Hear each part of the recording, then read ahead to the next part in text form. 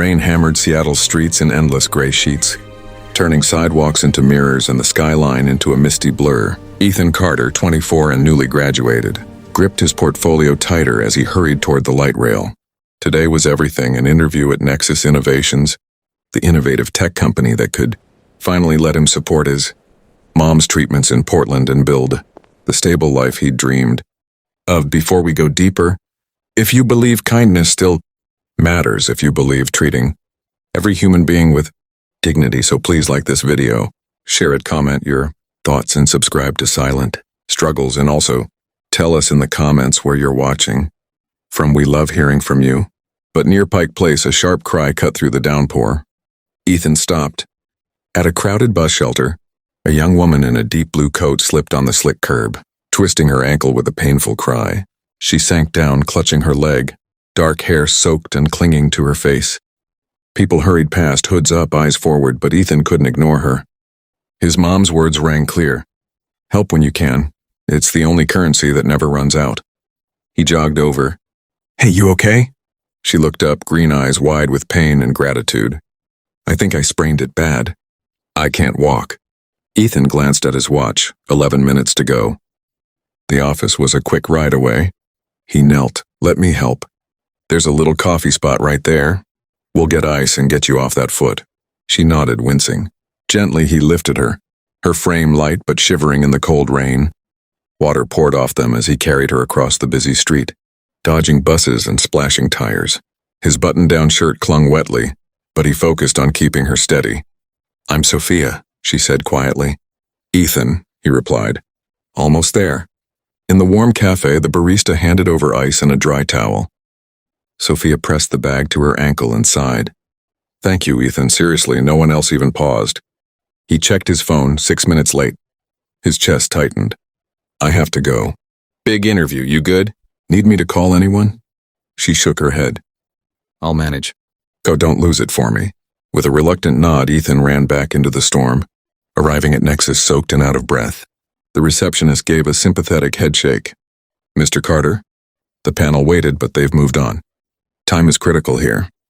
His future crumbled. There was someone hurt. I had to... I'm sorry, she said, returning his damp resume. We'll keep it on record. Outside, Ethan slumped against the building, rain washing over him like regret. All the late nights coding, the loans, the hope for his family, vanished because he chose kindness over clock watching. He had no idea the young woman was Sophia Reynolds, only daughter of Richard Reynolds, the driven CEO of Nexus Innovations. That night in their Capitol Hill home, Sophia told her father the story over tea. He carried me through the rain. Dad. He was heading to an interview at Nexus, and he still stopped. No questions, no second thoughts. Richard listened intently. Name? Ethan Carter. A thoughtful look crossed Richard's face. He'd built Nexus on sharp strategy and relentless drive, but he always believed character trumped credentials. Genuine selflessness. That was gold in any economy. The next morning, Ethan was applying for barista shifts when his phone buzzed. Unknown caller. Mr. Carter? Sarah from Nexus Innovations, Mr. Reynolds. Personally asked to reschedule your interview. Tomorrow, 10 a.m., be on time. Ethan stared.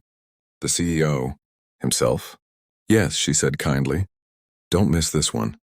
Ethan arrived early, tie straight, nerves buzzing. In the bright boardroom, Richard Reynolds sat at the head, flanked by execs. Ethan shared his vision, user-friendly apps for healthcare access, tools for small local businesses, his passion clear and authentic. When it ended, Richard leaned in. One final question, Ethan. Why the delay yesterday? Ethan held steady. I saw a young woman fall hard in the rain and hurt her ankle. I couldn't leave her there alone, so I helped first.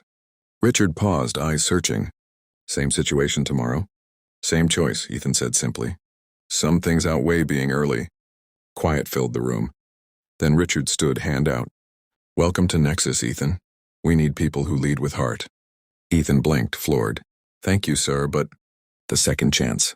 Richard's faint smile grew. Because that young woman was my daughter, Sophia. She told me every detail. The truth struck like thunder. Sophia, the CEO's daughter.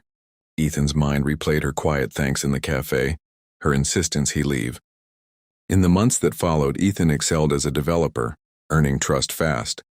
He and Sophia met often, hallway smiles turning to shared lunches, then evening walks along the waterfront. Sophia, tired of living in her father's high-profile shadow, discovered in Ethan someone who valued her for her laugh. Her thoughts, not her name. One crisp evening by Elliott Bay, city lights reflecting on the water, Sophia took his hand. That rainy day shifted everything for me. I saw kindness without strings, real no-show kindness. Ethan smiled softly. I just did what anyone decent would. Their love grew steady and deep. Then the storm hit. Richard collapsed at a late strategy session, hidden heart condition erupting. Sophia called Ethan sobbing. He raced through pouring rain to the hospital, held her through the long wait. When Richard woke, weak but conscious, he saw Ethan there and rasped, "Thank you for staying with her."